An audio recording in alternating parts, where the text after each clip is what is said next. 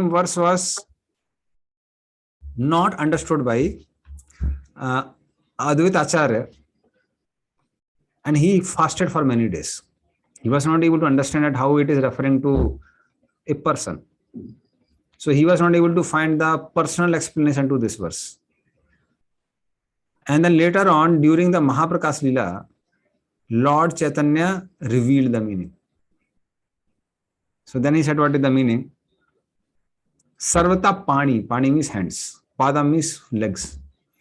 So his hands and legs are everywhere. Sarvato Akshi. Akshi means eyes. Siro means head. And Mukha means face. His eyes, ears, head and face are everywhere. Sarvata Suti Malloke. Everywhere are his ears. Sarvatam Avartishtiti. He is all pervading. So that means Paramatma in his form is all pervading.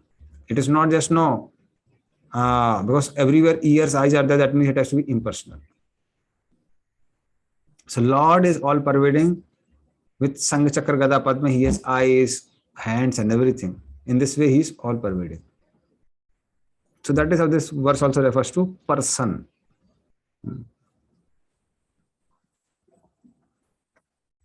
So in this way, as Paramatma, Lord is all pervading. And because there is no difference between the energy and energetic, even when things look material,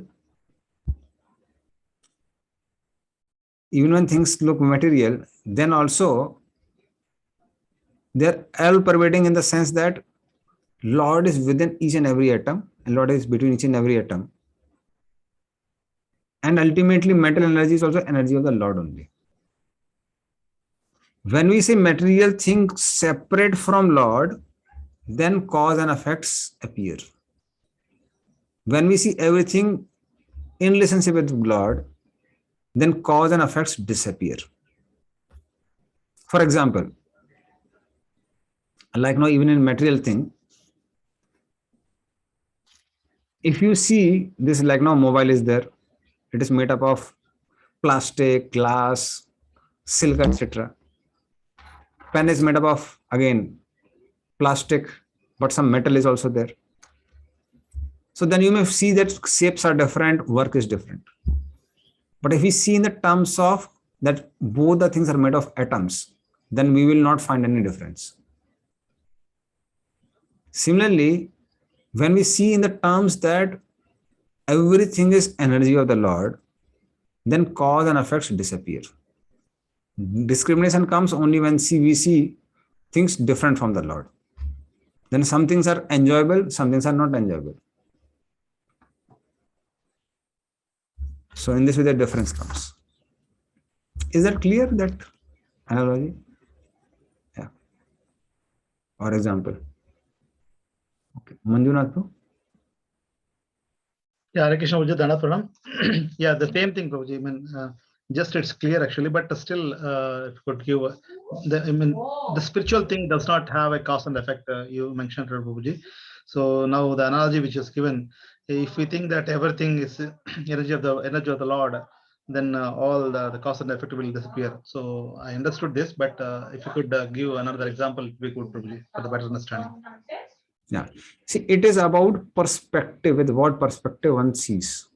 It's about perspective, because we look the world with our own perspective. That is the main thing. So if we, like for example, perspective.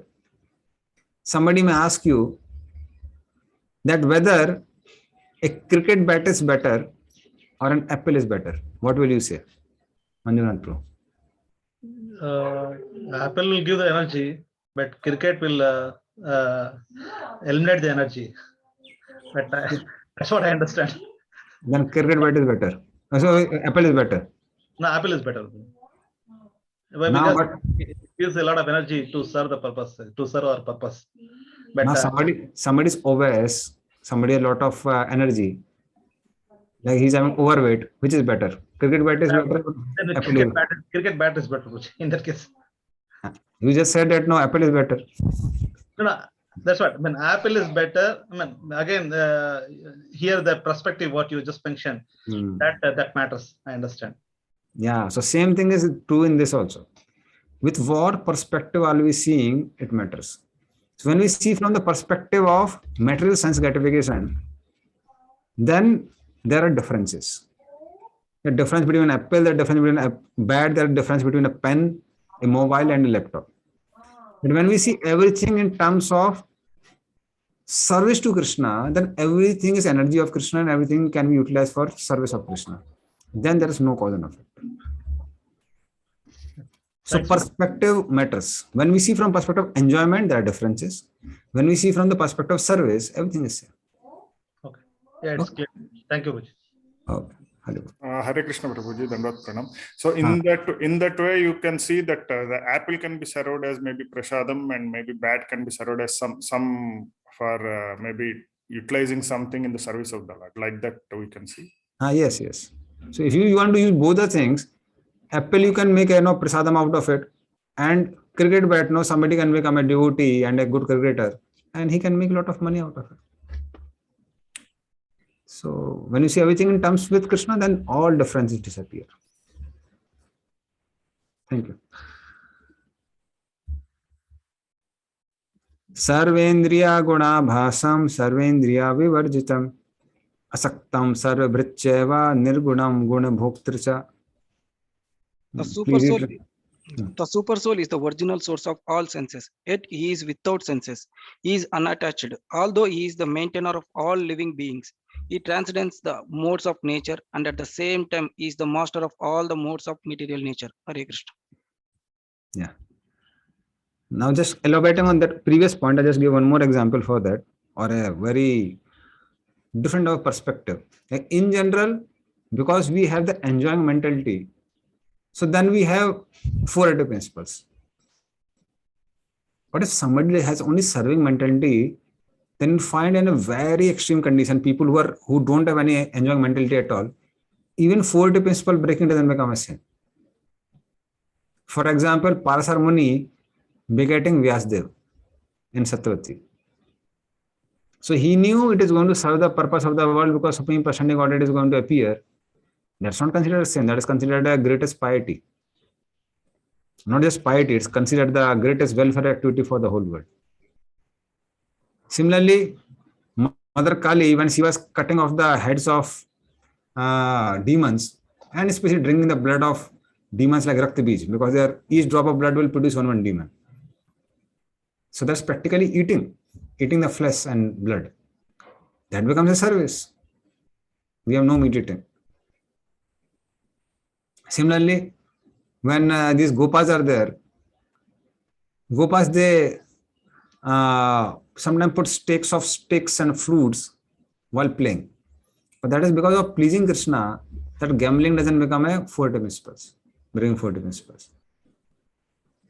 Or the gopis of Vrindavan, when they drink Varuni while dancing with Krishna or Balram, that doesn't become a sin.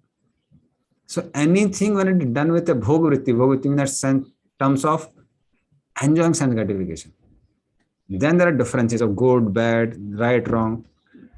But when things come only about service of Krishna, there's nothing wrong actually anywhere. But because we have that enjoying mentality, that's why we have so many rules and regulations for us. So as soon as that enjoying mentality disappears, everything, whole world disappears. Then everything becomes spiritual. Now we'll go to this verse. Sarvendriya Gudabhasam. Good Abhasam. Good means qualities, Abhasam is source. So, Good Abhasam has this one meaning. As Prabhupada has given it, that Lord is the original source of all senses. So, he is the source of all senses as well as sense objects. But at the same time, Guna Sarvendriya Vivarjitam. He doesn't have senses. So it looks contradictory. He is source of all senses, but he has no senses. If he is source of all senses, then he is supposed to have senses. So what it means here is that he doesn't have any material senses. His senses are spiritual. So that is the difference. So this is one meaning. Another meaning of good abhas also means illuminating. So he illuminates all senses and sense objects. In the sense, unless until he inspires a person to see, he cannot see. So that is exactly what is explained in the second canto of Bhagavatam, third canto of Bhagavatam, where unless until Virat Rup desired to see, sense devatas were not created, gross and subtle senses were not created. So that is how only when Lord does it, we can do it. In that sense, even for our sense gratification, we are dependent on the Lord. Then asaktam means he's without attachment. So generally when we create and maintain something, we become attached, but Lord is not attached. Then sarvabrit means he maintains everything. Nirgunam. So his form is without gunas, without three modes of material nature.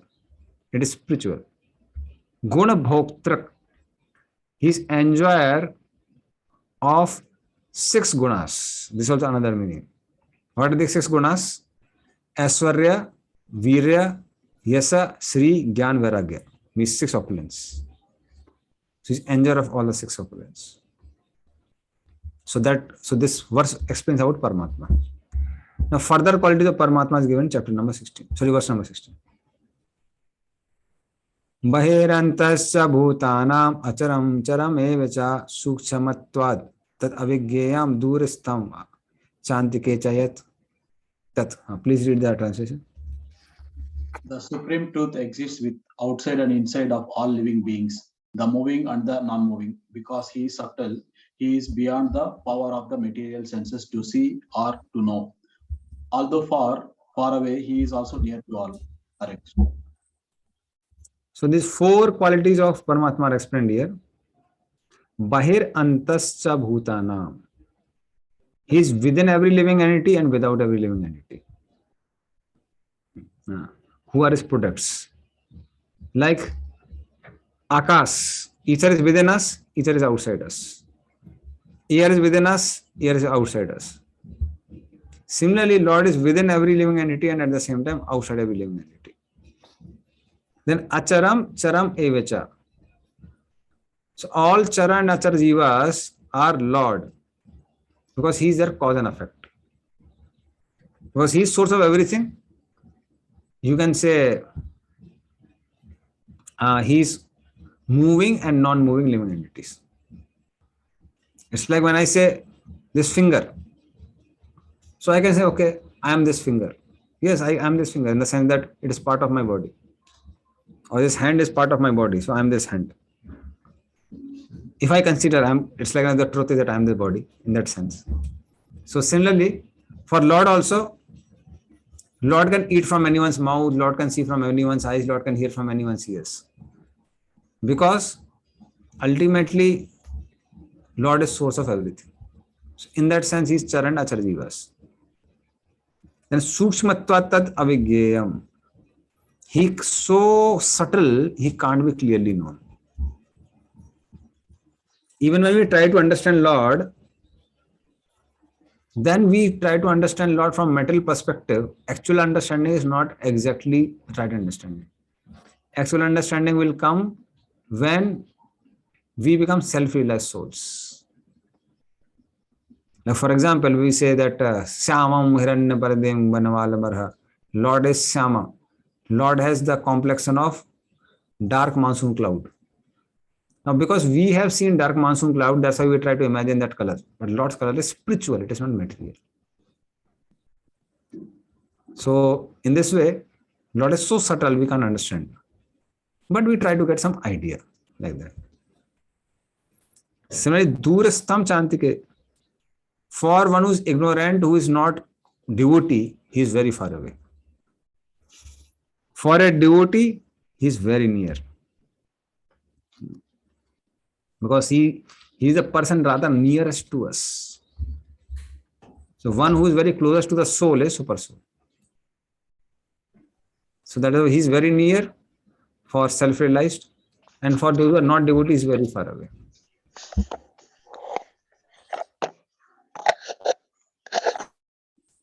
Okay, Susaka Arjunpu, you have a question. Hare Krishna. We said when there is no enjoying mentality, then everything is like we don't have separation.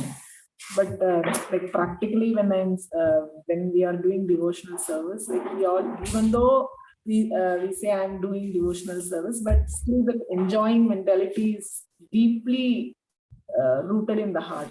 So how we can overcome, even like say for example we offer something to the Lord, but ultimately I want to enjoy, that's why I'm offering to the Lord, but not completely. It is like similarly in all the devotional service, whichever service we do, if we go subtly, this enjoying propensities deeply, so deeply rooted. So how practically we can overcome this mentality? Yeah. So when enjoyment is coming, that is not called enjoying mentality. When we desire to enjoy, then that's called enjoying mentality. We have to understand difference. For example, if prasad is delicious, it is delicious. So then we don't say, oh, enjoyment should not come. We should put a sellotape around our tongue. It's not like that. So delicious means okay. But main thing is the motive with which we are honoring prasad. So if we are honoring prasad, understanding, oh, this Krishna's prasad, then we take prasad, that enjoyment will bring tears of love in our eyes. But when we take it seeing, oh, it's so delicious, and not seeing that is enjoyed by Krishna, then what happens is, then that becomes enjoying mentality. So that's why it's not like no bhakti is very dry where no we don't enjoy. Enjoyment comes. Main thing is motive. So motives can be purified. How motives can be purified? Motives can be purified by contemplation and meditation of prayers. So when we are like honoring prasadam, if we chant this Mahaprasada Govinda along with good understanding of the meaning within the background, then generally enjoying mentality goes away. Similarly, before giving class, let us say, I seek blessings of all the acharyas and try to become instrument in their hand. Then I will not try to enjoy the fame which will come through giving the class. So it's an endeavor, and in due course of time, what happens is when we get a higher taste,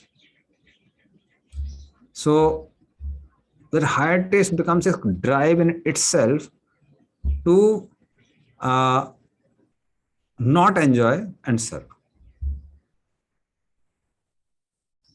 So grossly, certain things we can do. Grossly in the sense that even if you like some items very nice, but in the beginning, if you don't take it, if it is not prasad, that's like a expression that no, okay, I don't want to enjoy, I want to serve. So slowly we go higher and higher. So endeavor should continue. If endeavor continues, then things change. See, some places like where we don't enjoy at all, if you do it nicely, it becomes very easy. Like for example, japa. So japa time, if we just pray that, my dear Lord, you are appearing, I want to establish my relationship with you, I want to serve you, I don't want to serve my mind, senses, ego, everything, anything, then we'll find slowly this enjoying mentality goes away. Then we just want to chant in order to serve the Lord. Because tongue is meant to vibrate and is supposed to vibrate Lord's name. So let me just engage my tongue in chanting the holy names. So then it will go away. Okay. So it's an endeavor, by endeavor it goes away. Okay. Yeah. So it's not 0 and 1, it is a degree. It's a degree. So degree will increase in due course. Okay, Veni Madhaprabhu. Hare Krishna Prabhu, Dandavat Pranam Prabhuji. Hare Prabhuji, we say this, Lord doesn't have a sense, Lord has a senses, but not like our senses. So this and when Lord takes a Vishwarupa, and we also says that it is a material. And in that Vishwarupa, he also is explained. Now previous locate is mentioned is no legs, hands are everywhere expanded. So these senses are material, means the universal form itself material. And Lord doesn't, we say that Lord doesn't have a senses like us, means which is there for a universal form. How to understand this? So I'll speak from two perspectives. When we are talking about Lord not having senses, we're talking about Paramatma. So Paramatma doesn't have material senses in the sense that his body is made up of Sachidanand, Ichharu Daksha Vishnu. Now, even if you let us say talk about Vishwarup, in Vishwarup also we say the form is material in the senses, form is imaginary, it is made with the element of mind. But for us, element of mind is material in the sense that mind binds us in this world. But for Lord, everything is spiritual in the sense that whether it is mind, intelligence, ego, or matter, it will never bind the Lord. So that's why we say that universal form of the Lord is spiritual. Like one simple form is we take daily, that's DT form. And DT form you can say is made up of earth or a metal. It's practically earth, water, fire, air, ether. But because it isn't bound the Lord, rather Lord uses those elements for accepting our service. So then we say that deities are spiritual. We don't say deities are material. What do service do? So for us, there is discrimination between material and spiritual. Because one energy binds us, another energy liberates us. But for Lord, both the energies are energy of the Lord, so they are subordinate to the Lord. So there is no difference. Okay. I hope it's clear. Yeah. Yes, bro. Thank you. Thank you. Hari. Now we'll go to 18th. Jyotisam abitat jyotis tamasa paramuchyate jnanam gyayam jnanagamyam hidi sarvasya vishtitam. Please read. He is the source of light in all luminous objects. He is beyond the darkness of matter and is unmanifested.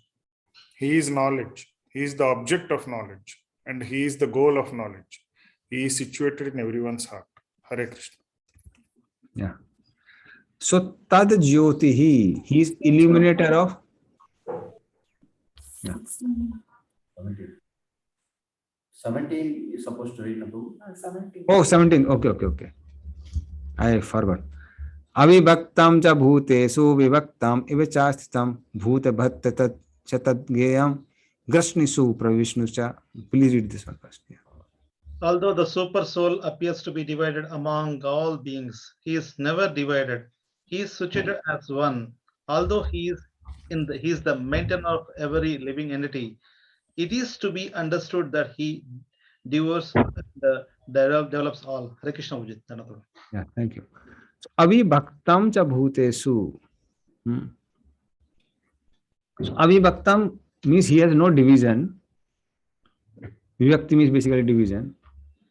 So he has no division, at the same time he is divided in the sense that he is present in different forms as trees, plants, human beings, animals, etc. But he is not divided in the sense is ultimately it is his energy only. Like for example, for an employee, if you ask him, he may say that I am working in Tata Motors. Another fellow will say I am working in Usha Martin. Third fellow will say that I am working in Tata Energy. So for them, it is different from that perspective. But ultimately, Tata will say, now these are my companies. So similarly, we may be having different bodies which are made of energies of the Lord, and we are having the rule over those bodies. As far as Lord is concerned, he is having rule over all the bodies. So in that sense, it is avibhaktam. But for us, because the differences, so then there is vibhakti. So that's the first one. Then vivaktam cha sthitam. As affect or product, he saturates separately in each object. So avivaktam cha bhutesu, like a non-different, it is his energy, and vivaktam cha system is separately is present as cause and effects in for each one of us. So that's the first line. Then bhuta bhitacha tadgeyam. As Narayan, he is protector of everyone. He is maintainer of everyone. So ultimately, it is Lord only who is maintaining everyone. Like Prabhupada would often speak that we don't eat nuts and bolts. We eat grains. And grains come from the Supreme Lord. We can't create a single factory where we can make grains or make milk or make water. Ultimately, we depend on the Lord for all these things. So that is how he is maintainer of everyone. So we have certain sort of play and certain rules by which we take money, give money, produce this thing, produce that thing. But ultimately, and we think that we are maintaining everyone. But ultimately, it is the Lord who is maintaining everyone. Because he gives all basic necessities of life. Then Grishnisu means he is the destroyer. So he maintains also, he destroys also. So ultimately, Pralaya comes whenever Garvodaksha Vishnu, Karnadaksha Vishnu breathes in, or Lord Sankarsana, he becomes angry from his mouth that fire comes out. Or normally, Lord appoints Yamaraj for destroying everyone's body. And every movement also we are having destruction in the sense that time is destroying each one of our body. So in this way, Grishnisu. And Prabhavishnu. Prabhavishnu cha means he is also creator of everyone. So ultimately all universes come from Mahavishnu. Then the lotus comes from the navel of Garvodaksha Vishnu. And then as Kshirodaksha Vishnu, Lord enters in each and every atom and maintains each and every atom, including our body also. Because Lord is there, body is maintained, Lord goes off, body will not be maintained. So that is how he is the creator.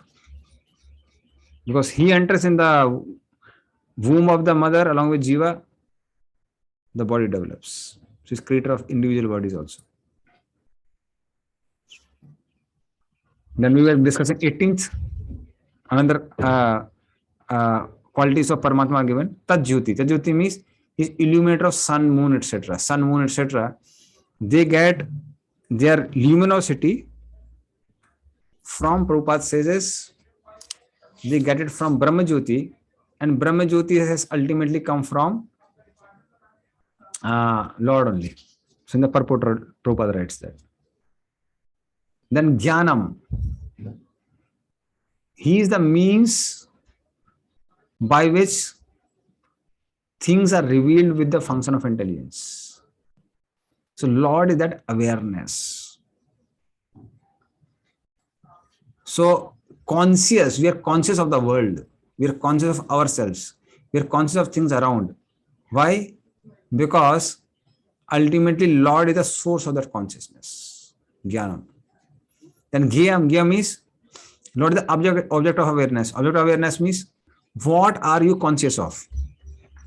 So we are conscious of this body. This body is made of elements which come from Lord. Now currently you may be conscious of the words which are coming from your speakers. But they are also ultimately energy of the Lord.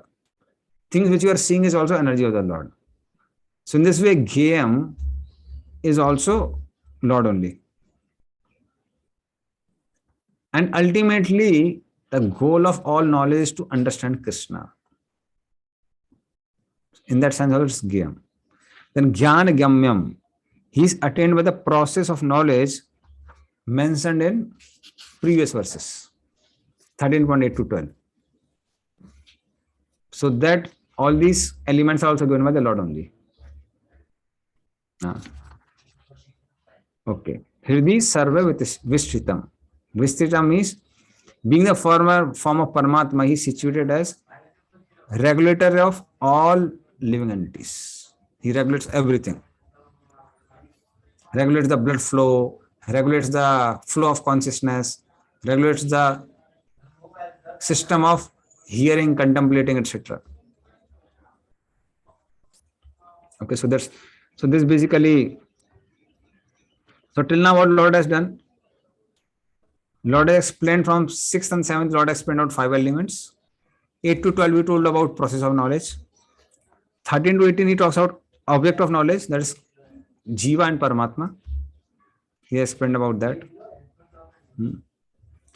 Now he says, ultimately, who can understand all these things?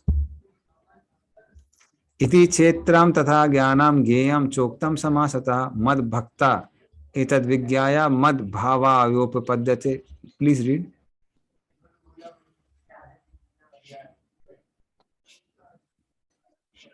Thus, the field of activities, the body, knowledge, and the knowable have been summarily described by me. Only my devotees can understand this thoroughly and thus attain to my nature. Haribo.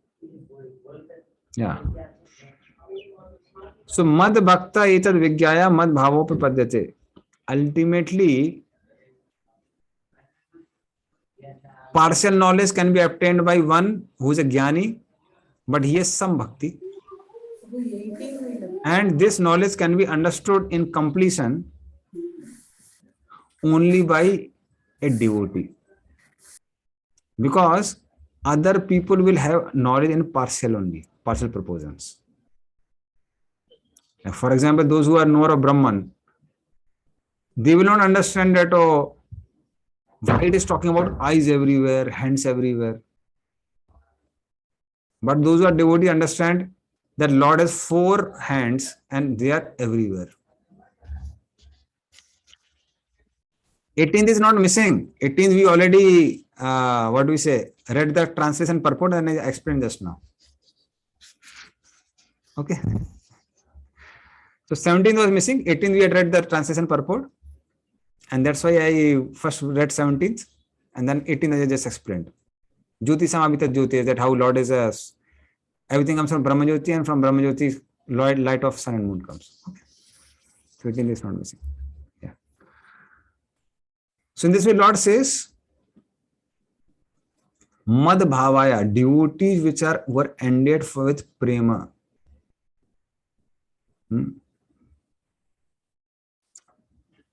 Or it also means that one who understands these things with devotion can understand them completely, and by understanding them, one develops much more love for me. So when we see that these things are talking about Krishna, then what will happen is our love for the Lord will increase. For example, when parents anyway love the child, but when parents see that no, my son is academically so bright, he is endowed with so many good qualities, then what happens? Parents' love for the child increases. Similarly, if a devotee reads all these paragraphs, he'll understand my Lord has so many good qualities. Lord is source of everything. That means I am always in contact with the Lord. Then one's love for the Lord increases. So that is the result of. So many times these things become a little boring, all these verses, because we don't see their connection with the Lord and we don't have love for the Lord. So if we read these verses with devotion, then it will not remain boring. Then our love for the Lord will increase. Very simple example is there. It's like when some boy and girl are in love with each other, in the sense, some affection is there, then they want to know about each other in detail. To the degree, boy sometimes even knows what type of handkerchiefs he uses, or what type of footwear he wears. So just by seeing footwear, people understand, okay, she's here, she's there. Or girl understands about each and everything about the boy, what type of clothes he wears and this and that. So that happens when there is some sort of affection is there. But when we have no affection, then we don't care. So similarly, all these things will remain boring till that sort of affection is there. But if we have that bhakti, we read with bhakti, then it will increase our love for Krishna. All these details. So that's exactly what Lord is speaking here. Prakatim Purusam Chaiva Vidhi Anadi Bhavapi Vikaram Chagodam Chaiva Vidhi Prakati Sambhavan. Please read. Material nature and the living entity should be understood to be beginningless. Their transformations and the modes of matter are product of material nature. Hare Krishna. Yeah. So know that Prakriti or Maya and Purusa, the Jiva, are both without origin, Anadi. Prakriti also manifests and unmanifests, but Prakriti in itself is eternal. As we had read before also, unmanifest Prakriti is called Pradhan, manifest Prakriti is called Mahatattva. But Prakriti in itself is Anadi. Similarly, the Purusa, both Jivas and Paramatma are also eternal. Why? Because all of them are Lord's energy only. They are Lord says they are my Shakti, they are my power, they are my energies. I am eternal, all my energies are eternal. So like I am without origin, all these energies are also without origin. They are never destroyed. Like for example, when I can only be destroyed, how can my energy be destroyed? So similarly, they are of same nature. So similarly, Jiva can also not be destroyed, and matter can also not be destroyed. Only arrangements of matter keeps on changing. So arrangement keeps on changing, but matter in itself is not destroyed. So that is what we learn from creation. Matter becomes manifest, universe becomes manifest, and then it becomes unmanifest. So it's cyclic, it's eternal. And that is the reason many times people find contradiction in the scripture saying, oh, something is written about here, something is written there. This is right or that is right. Because everything is cyclic, Lord can have different pastimes also. Different episodes can be there for the same thing. But things are cyclic. That's why Kalpa Bhed is the ultimate answer for contradiction in scriptures. They happen in different days of Brahma. Yeah. So in 7.4 and 5, Lord started with that we understand that matter, Jiva are both without origin, but they are different. Okay. Okay, some more gunas we can see. So the body, senses, and other elements, guna, the transformation of them, happiness, distress, etc., vikaran, they all arise from Prakriti. But they all are ultimately eternal because they are energy of the Lord. So main thing is what Lord is emphasizing that because I am eternal, things are transformed, but they are eternal, both material and spiritual.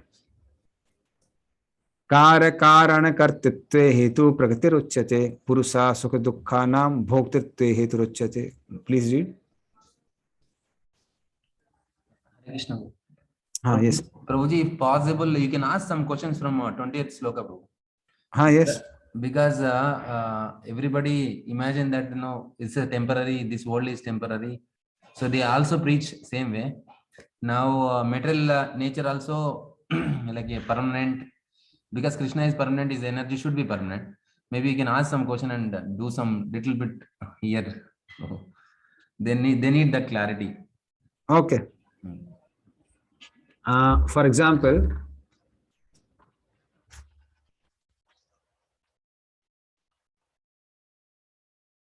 now let us say in a room, in a house. In a house, I have fixed number of objects. So then I can say that all these things belong to me. But all the things belong to me, I can always change the arrangements of the places, arrangements of the things. Put it here, put it there, put it at this place, put it that place. So similarly, every element in the entire creation is energy of the Lord. But at the same time, the organization or placement of the things can change. So that's exactly like that only. So like Krishna also speaks, this basically opinion of atheistic in the sense that we are bodies. So Lord says, this jatasya hi dhruva mrityur dhruva janma mritasya tasmad aparyahartik natam sochitam arasi. Anything which has birth has death, anything which has died will be born again. So even Lord says, Arjuna, if you think that we are made of atoms, let us say, even then atoms made some arrangement, they will be destroyed, and then some other atoms will come in place and they'll make the bodies again. So similarly, from that point of view, if you see everything as material, you forget that there's anything called spiritual. Even from that point of view, totality of atoms doesn't change. Or totally atoms in the sense that totality of metal element doesn't change.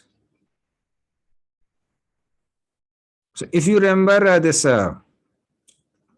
we discussed about creation. I gave send link of the lectures also. Then we understand that things are like permanent, because things become unmanifest when Mahavishnu breathes in. That's called Pradhan.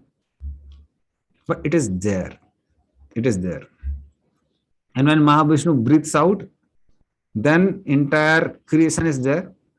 But arrangements may be different from the previous time. So in the sense that it becomes unmanifest and manifest, but it is always there. It is never destroyed. So Lord is basically speaking from that perspective. It is clear, or devotee a question they can ask? I can give more. Hare Krishna, please ask question in this, at least this sloka. Because many times, we'll go and preach that material world is very temporary. Here, Prabhupada and Purport directly writing, both are beginningless. So it's a permanent nature. So that need to be understood. So if anybody has any questions, why it is temporary, Prabhu is explaining. It's like a pot maker make the pot and we'll use it for some time. Later it breaks back and goes into the soil. So again, soil will be there, but the pot, Prabhu, this is the same example, Prabhu. Yeah. So like that, please, if you have any questions in this regard, you can ask Prabhu and get clarified. So whether it's pot or it's metal body is made of atoms. It will be destroyed. It will turn into atoms. And again, some atoms will arrange and create another body. Okay, Narasimha Prabhu. Hare Krishna, Prabhu. Prabhu, this world, material world, like it gets manifested and unmanifested. So this meaning of manifested and unmanifested, so it's not getting destroyed, but yes, it is there, but yes, it comes in a different form. That's what you explained. But generally we use this word destroyed. So what happens is, okay, this something gets destroyed. So when you say it is destroyed, so how to understand the difference between unmanifested and destroyed, Prabhu? Because what is the difference between these two? Okay. See, unmanifest is for a person. Unmanifest is for a person. Person in the sense that you can't perceive it. Then it's called unmanifest. Manifest means it is perceived. For example, somebody loses the sense of touch. He gets some disease and loses the sense of touch. If he loses sense of touch, then air will become unmanifest for him. Because the only way we can experience the air is through touch. But if somebody loses the sense of touch, it will become unmanifest. But that doesn't mean that air is not there. Air is there. You can't perceive it. So similarly, unmanifest Prakriti means you can't hear it, you can't see it, you can't smell it, you can't touch it, you can't contemplate about it, you can't speculate about it, you can't designate it, but at the same time, it is there. Is that clear, Narasimha Prabhu? So that's meaning of unmanifest. It is clear, but yeah, the word destroyed, should we use that word destroyed or not? See, destroyed, when we say, we should understand destroyed means you can't bring it back. That's called destroyed. So certain arrangement, let us say my pen is there now. If I put it in fire, this form cannot come again. This form is gone now forever. You can't bring it back in time because in this world, time moves in one direction. Okay. So you can't bring it back. But when it comes to Prakriti, Prakriti is going to manifest again. Arrangements may be different, but it is going to be brought again. Okay. Now, is it clear, or I can give more examples? Hare Krishna, Prabhu. Yes. Prabhu, one note, Prabhu. In the example you said, right? If you burn that pen, it will become into ashes, no, Prabhu. So there the Yeah. content is reduced, right? That? No. Now if we burn that pen, right, it will convert it into ashes now. So the quantity it has reduced, right? Quantity, what do you say when it is quantity? Okay, so now let's say pen weight some 10 grams or something. When I burn it, it becomes into some ashes. Maybe it will be less only, right? No problem. So now where exactly this it is remains in the quantity. Only arrangement is not same. Now, if we see from, main thing is when we see things, we have to see from the things which Krishna has given. So Lord has given that universal chart. Yes. If you remember the creation chart. Yes. So in creation chart, it was made up of earth, water, fire, air, ether. Okay. Now, amount of earth, water, air, fire, ether element, some things will get destroyed. They have mixed into the universal earth, water, fire, air, ether. Certain things make remain in our hands. Okay. But from the perspective of the entire earth, water, fire, ether of the entire creation, it is same. It's not destroyed. Okay. So same applies for human body as well. Yes. Same thing for human body also. It's like occupying some space that's called ether. It is made of some temperature, earth, water, fire, air, ether. So when it is burnt, it will turn into ashes. But other elements have dissolved into the universal element. And even ashes is actually earth. It will again go into the earth only. So from the perspective of the entire creation, things are not destroyed. From the perspective of an individual, things are destroyed. Okay. Is that clear? Yes, bro. Yeah.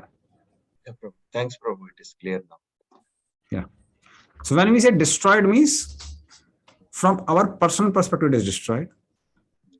From the entirety of, so I'll tell you one principle. If you understand that principle, you don't have any confusion. That principle is smallest element in this world and the totality of everything is eternal. Smallest element in this world and the totality of everything is eternal. So smallest element in the sense that soul is the smallest anu. It is never destroyed. Smallest element in the sense that the smallest element of energy, that's called metal energy, is never destroyed. And totality of all the atoms, all the energy is never destroyed. Anything which is between that is temporary, because it keeps on arranging or non-arranging. Is that clear? So that's a principle of logic. It's a principle of logic, which is Vedic principle. So what is temporary? Arrangements are temporary, but the smallest particle and the totality of everything is permanent. Yeah. So it's a part of Nyaya Shastra. It's given in the Nyaya Shastra. So that principle we have to understand. So when we say world is temporary, arrangements are temporary. Smallest particle and totality of everything is permanent. Okay. Yeah, bro. That example of a room, like yes, in a room you might have multiple things, but yes, however we want, we can arrange it. Arrangements may differ, like based on how we want to arrange it. But yes, it is the same. Yeah. Yeah. So number of elements in a room are same. Yeah. Arrangements in the room may change. And smallest, all the articles are also same. Articles are not changing. Yeah. Articles are not changing, arrangements are changing, and number of articles also are same. So smallest thing and the entirety of the thing is not changing. Okay. Okay. So the 24 elements is same, right, Prabhu? The 24 elements, that's what constitute of material. There's something smaller than 24 elements also. What is that? That's energy of the Lord. So energy of the Lord. So 24 elements also, they become 3. Mahatattva and mode of goodness, Mahatattva and mode of passion, Mahatattva and mode of ignorance. Then it turns into 1. Mahatattva. Then it becomes unmanifest. That's called Pradhan. So ultimately, Pradhan is the smallest element. That's never destroyed. And totality of all things are also not destroyed. That's why even according to modern science, they say there is a mass energy concept. Energy turns into mass, mass turns into energy. So ultimately, energy is never destroyed. But problem is they don't understand whose energy it is. It is Krishna's energy. Krishna's energy is never destroyed. It's eternal. And that energy is called Pradhan when it is unmanifest and Mahatattva when it is manifest. Okay. So unmanifested stage is Pradhan. So when it manifests, it becomes Mahatattva, all these 24 elements and all. Yes. So then these 24 elements are like, we cannot say it is also temporary because... It is all temporary. Because 24, they become 24 in due course of time, at a time of creation. But 24 comes from 3, 3 comes from 1. And that one is like a eternal. Okay. It becomes manifest and manifest. Hare Krishna Prabhu. So in this principle of logic, in that means when they are arranging, we can say it is creation, and when they are rearranging, when you can say it as destroyed and recreation or something like that. Yes. Perfect. Good understanding. Thank you. Now devotees have understood. I'm happy. they need inspiration from Veni Mada Prabhu to churn. Use your intelligence. Yeah. So that has to be clear. What is temporary? What is eternal? That's exactly called what is spiritual, what is material. Now, I don't know. See, generally, I don't go so much depth because many times it goes overhead of devotees. Otherwise, we understand exactly what is flaw with Mayavadis. Now, problem with those who are Brahmavadis is they say that this energy is one. We also agree. What is that? Pradhan or Mahatattva. But they don't understand that apart from Pradhan and Mahatattva, there is also another energy which is superior, that's called spiritual energy. So we understand that as spiritual energy, there is a material energy. Now they say both are same, even that we accept, because from Krishna's perspective, both are same. From our perspective, it's not same. This Shankaracharya, what he says? Shankaracharya says, oh, these Vaishnavas, they discriminate between the material and spiritual. Ultimately, they are same. They are same, yes, from whose perspective? Krishna's perspective, not from our perspective. That is where we have disagreement. Till then, we are same only. They also believe in creation, we also believe in creation. And then the difference comes is, they don't believe in energetic. They say energy is everything. We say no. There is a superior creation and there is energetic behind the energy. So that is how we have differences with the Mayavadis. Is that clear? Till then we are same. So they don't understand the difference between Krishna's vision and our vision. They say when you understand everything is same, then you also become God. At the same time, they don't understand that beyond energy, there is an energetic. They say that energy is everything. So that difference between Shankaracharya's philosophy and our philosophy. So they don't, then how this energy comes? For that, how they will view? They say energy is eternal. That's truth. We also believe energy is eternal. But they don't believe a person behind that energy. Yes. So they don't understand that behind that energy is also energetic. So that's why many times when they say everything is coming from Brahman, actually they're referring to Pradhan only. We discriminate between Brahma Jyoti and Pradhan. They don't discriminate. They say everything is same. Everything is same from Krishna's perspective. At the same time, when they say everything comes from Brahman, in the sense everything comes from Pradhan, all 24 elements have come from Pradhan. There's no doubt about it. But problem is that beyond Pradhan is also Brahma Jyoti, which they don't discriminate. And both Brahma Jyoti and Pradhan have come from a person, Krishna, that they don't believe. So this is exactly where we have differences with Shankaracharya philosophy. So we see Brahma Jyoti as spiritual and Pradhan is material. Like that. We say, they don't say. That's what we say. They don't say. They say why you're discriminating? Ultimately, both are energies only, both are same. And because all intermetal creation is coming from that, they say ultimately everything comes from energy. What is the use of energetic? Okay. So they don't understand the use of energetic because they don't understand that there is a spiritual realm where there is Vaikuntha and Golok Vrindavan also. They don't trust on that. So they say ultimately 24 elements are there. We merge in that Brahma Jyoti. I don't know whether I should go more deep. Maybe I can, discussion is coming. Now, this exactly now you'll find difference between Sankaracharya and Jainism and Buddhism also. According to Buddhism, Jainism, 24 elements get dissolved and you lose your existence. That's Sunnavad basically. So that means they're talking till Pradhan, but they are saying after you become Pradhan, you are practically losing your existence because you are part of totality. And what Shankaracharya is saying, Shankaracharya is almost saying the same thing. He is saying, no, it's not Pradhan, it's Brahma Jyoti, but there's no difference between Brahma Jyoti and Pradhan. So ultimately, he's speaking same thing only, he's not speaking something different. That's why it's called Prachannam Bodham Uchyate, covered Buddhist philosophy. It's same, only nomenclature is different. Jainists and Buddhists, they say it to be 24 elements and material energy, and Shankaracharya says it's Brahma Jyoti. No other difference. And ultimately, even Shankaracharya doesn't discriminate between Brahma Jyoti and Pradhan.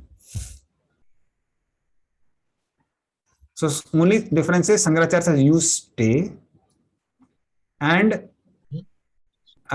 Buddhist and Jains say you don't stay, you are lost. It's just a mental thing. Ultimately, according to both of them, the result is same only. No difference. You can see that in the sense that Shankaracharya believes in soul and they don't believe in soul. But ultimately for Shankaracharya, soul and Pradhan is same only. Because Brahma Jyoti and Pradhan is same only. So it's not much different, it's almost same only. Only thing which Shankaracharya did is, Shankaracharya helped the people to establish their faith on Vedas. He said Vedas also speak the same thing. Take two Vedas. Okay. So it's philosophical differences. But Prabhu, doubt because see the energy is that they come up to energy, but definitely there should be, it's a common or logic sense that even that energy comes from someone above energetic, right? So how do they miss this logic, Prabhu? Means see, there has to be basis of logic. So the basis of logic is we say there is an energetic behind energy because we also believe in Puranas. We also believe in Lord Narayan. They say Puranas are, we don't believe in Puranas. So what is logical and what is not logical, there has to be some basis of what is called logical and what is not called logical. No, see, logical means you can make anything into logic. Like you beat a person and create a logic. Or analogy. I am like bat and you are like ball. I am supposed to beat you and you are supposed to be beaten the whole life. You see, oh, it looks very logical. It's not logical, it's useless. You are creating your own logic. So who says it is logic, who says not logic? It's like there has to be some basis for that. So similarly, for any person who is believing in Vedas, the basis is Vedic truths. Logic is just an element to use those truths. Okay. So for us, we may say, okay, beyond energy, there has to be energetic. And we see those phenomena in the world. But then they say that the phenomena of the world are illusory. Why are you using material logic into spiritual realm? Makes sense. Yeah, but Shankaracharya, after saying all this, also finally he says in that Bhajagovindam, he finally glorifies means Krishna only, Prabhu. So what is this law? Means why this difference? See, like that. We read Bhajagovindam from a Vaishnava perspective. They read from a Mayavadi perspective. Okay. We say that Bhajagovindam, mood mate. Oh, foolish fellow, read just worship Lord Hari. And they say Bhajagovindam, mood mate. You fool. No, you don't have understanding. You don't have enough brain to understand Vedanta. So you should just chant the names of the Lord. That means chanting of the names of the Lord is meant for less intelligent people. Makes sense. So even there are different interpretations. Yeah. Okay. So that's the whole point is basically that which darshan and realization are you following and what are experiences you are getting. So from the point of view of our Acharya's philosophy looks more logical. And we have seen people getting the type of realization which our Acharyas speak about. You have seen it at least in other devotees' life, our own life. And that has to be basis of faith. Like we totally understand that we do find difference between chanting Hare Krishna and chanting some other names. We have seen difference in our life. We see a difference between prasad and ordinary food. We see the difference between a son of devotee and outside with outsiders. So that is what we have realized, that this Vedic truth and this darshan is more visible. Prataksha agmam dharmam susukam kartam. Prataksha, we can see. And that has to be like, that should give us faith. We have seen people going back home back to God. We also have faith we'll go back home back to God. Okay. Okay, so now let us come out of logic. Out of logic.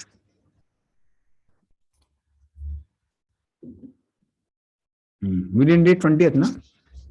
Or we did 20th? I think we did 20th, yes. Now we'll go to 21st.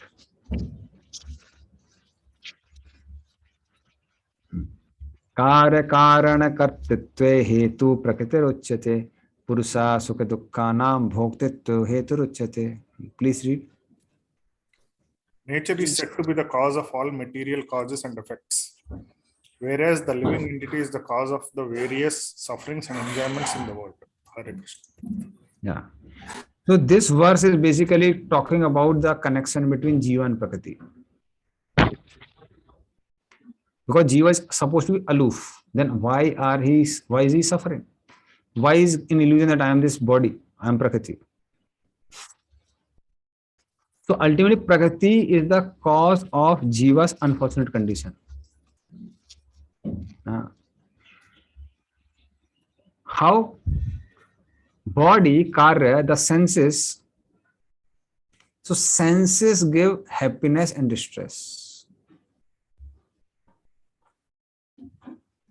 So ultimately, things are done by karan, kartritva. Karan is basically body.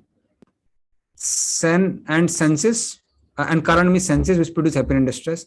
And then there is DT. Like for eye was telling about now, for eye that is Suryadev, for ear that is Digdevtas, for skin that is Vayudev. So unless and their sanction is there, we can't perceive things. So things happen because of them. But Prakriti, when Jiva associates with Prakriti, that transformation in body, perception in the senses, And sometimes Devatas sanction things and don't sanction things. And because Jiva thinks himself to be belonging to Prakriti because of avidya, ignorance, the misidentification starts. So ultimate problem is avidya, misidentification. Because of that misidentification, what happens is one gets a capacity to enjoy, bhoktritva. One thinks, oh, if something favorable is coming to senses, I am enjoying. Something unfavorable is coming to senses, I am suffering. If devatas are allowing me to enjoy, I am enjoying. If devatas restricted, I am suffering. So in this way, all these things are unconscious, Prakriti, etc., made of Prakriti. But happiness and distress, bhoktitva, is experienced by Jiva just because of misidentifying with these things. And that misidentification is basically called designation or ahankar. Ahankara vidu muimuratma kartahamiti manate. Because of that ahankar, what happens is we misidentify because of body, mind, senses. And then when something favorable comes, we think we are enjoying. Something unfavorable thing comes, we think we are suffering. Like I gave this example so many times before. You have nothing to do with what is going on in a theater movie. As soon as you start identifying, we suffer and enjoy. Similarly, till we identify with the matter, we suffer and enjoy. As soon as that misidentification is destroyed, we are free. And that is why many times we'll find some people, they go to other organizations, they find some sort of relief. Why? They are not based on the scriptures many times, but they take some elements of scriptures. Like one organization is there, everything is bogus. But they have taken one truth. What is that truth? No. आप शुद्ध आत्मा हैं, आप प्रेममयी आत्मा हैं, आपका इस दुनिया शरीर से कुछ लेना देना नहीं है, आपका दुनिया से कुछ लेना देना नहीं है. So they talk about all these sort of contemplations. And as soon as one stops misidentifying with the body, one gets a sense of relief. And then they think, such a person thinks, whatever these fellows are speaking, everything is right. Only this thing is right, everything else is not right. Everything else is stood. No, everything is bogus. But because they have taken some element, so anything which destroys the misidentification with the body immediately destroys the distress also. So that is how, that is the basic cause of suffering. Misidentification with the body and matter. So that is the basic cause. Okay, is that clear? Okay, Venimada Prabhu. Sorry, Prabhu. So here, Prabhuji, in purport, Prabhupada writes that there are 84 lakh different species of life, and these varieties are creation of the material in nature. They arise from the different sensual pressure of living entity who thus desire to live in this or in this body or that body. So mention that, like, these 84 lakh species are arise just because of the Jiva is desired to enjoy those kinds of body. Now the question is entire 84 lakh species is the number is same or will be extend or reduce? Because now, like, even one practical way also, we are seeing some living entities are disappearing from this material world. We are not able to see them. So how that connects to here, and if suppose some varieties of sense gratification come into the existence, will be 84 lakh species is the fixed number or will increase or reduce? Okay, good question. So one basic element is, then I'll cover, then it will become more clear. Now, why there is misidentification with the matter? Because we have a desire to enjoy. Because we have a desire to enjoy, that's why we want ego. We want senses. We want body. That's why it is there. ultimately, because we want to enjoy using these elements separate from Krishna, that's why all these things are is there. Avidya is covered over living entity because he wants avidya. Person wants to enjoy illusion, that's why he goes to the theater. And when we say species, we have to understand the definition of species within material world, or I can say that from a material current perspective and from a Vedic perspective. From Vedic perspective, species generally means is different levels of consciousness. So it's based on consciousness. And here, when we say species, there are different definitions you will see in dictionary. So depending on dictionary, you will find that sometimes they say certain bodily characteristics are there, certain traits are there. So that is their definition of species. So species is not like a very good word for yoni, sarva yoni sukantya. But then because there's no better language than that in what do we say in Malaysia language, English, no better word than that. That's why Prabhupada and Acharyas use the word species.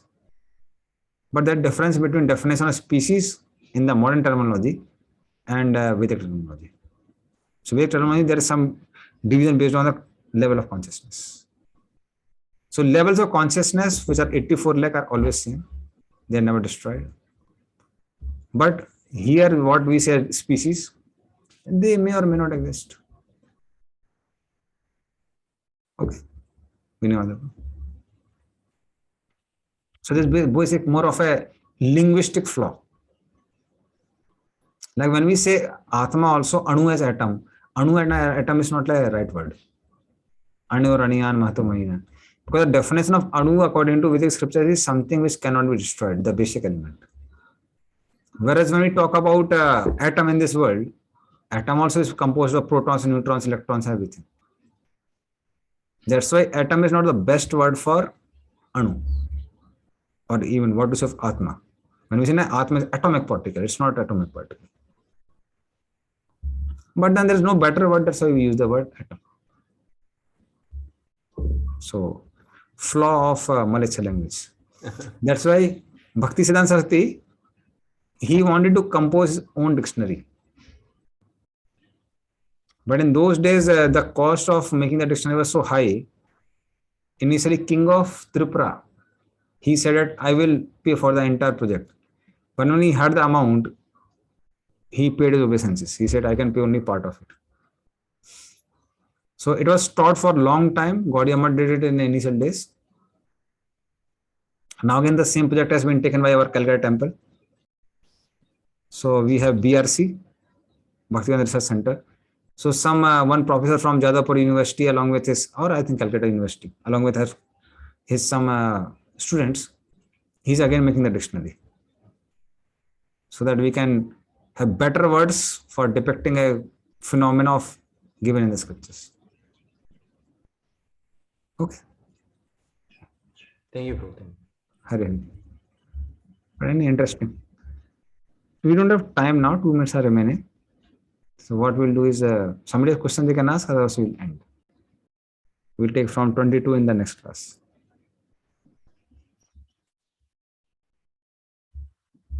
Okay, I think we'll end here. Srimad Bhagavad Gita ki, Srila Prabhupada ki. Jai Gaur Premanande. Hari Hari. Hare Krishna. So please, 13th chapter, everybody read and come. It's very, very important and too much philosophical. Many times we only get confused. Even 20, 30 years after practicing also, some doubts will keep rising from this, because how the creation is there. Many times when you go with the Mayavadi discussion, they'll ask so many questions connected to this 13th chapter. So please, 1 week time is there for everybody for next class. At least go through the purport. So the purport once you go through, and we can make an underline and ask those questions. Whatever question you feel, no need to get oh, maybe what he feel like that. So you ask all the questions, whatever you feel, not why it is not, you're not able to understand, you can ask. So these are 20 and 21st sloka is very, very important to understand clearly. 20th sloka, we can make confusion everyone. So every time we preach that this body is temporary, this material world is temporary, everything temporary, but Krishna directly